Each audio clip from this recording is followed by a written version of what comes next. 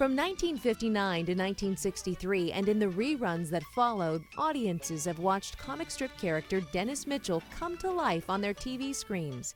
But the big smile on Jay North's face was masking a dark secret. I was in hell, and I hated it.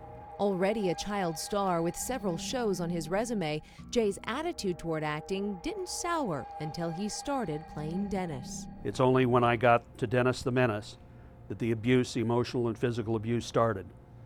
And I was pretty much intimidated the entire 4 years of the show. Jay's aunt and uncle were hired as caretakers on the set while his mom worked a full-time job. You better not take more than 2 takes and get it right, and if you take more than 2 takes, look out. They were just no-nonsense, humorless people. Tales of abuse that were kept a secret from the rest of the cast. And we didn't know about the abuse.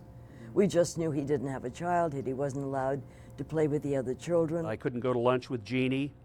I couldn't do anything with Bill Booth, my buddy who played Tommy on the show. I was just totally sequestered in this dressing room and locked away. So it was like being in prison. And now where are you? And now I work in a prison. Despite all this, happy memories do exist. We were doing a scene one day and it involved a magazine. And in the magazine was a picture of a naked tribal African guy.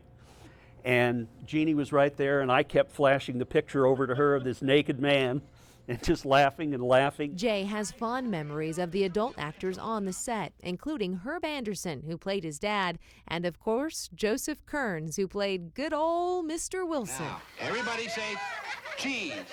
Cheese!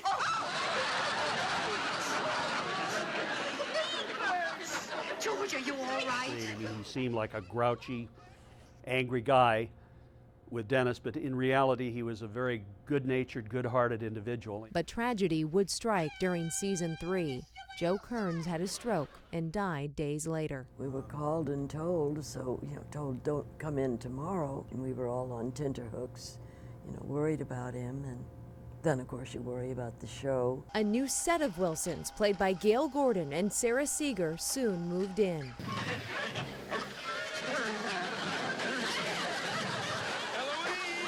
I loved Gail. He was so friendly. He would stand around during when he was not working. He didn't go to his dressing room. He told stories. He wanted to hang. By 1963, Jay was noticeably older. Producers tried to replace his overalls with pants and a polo shirt, but the show had run its course.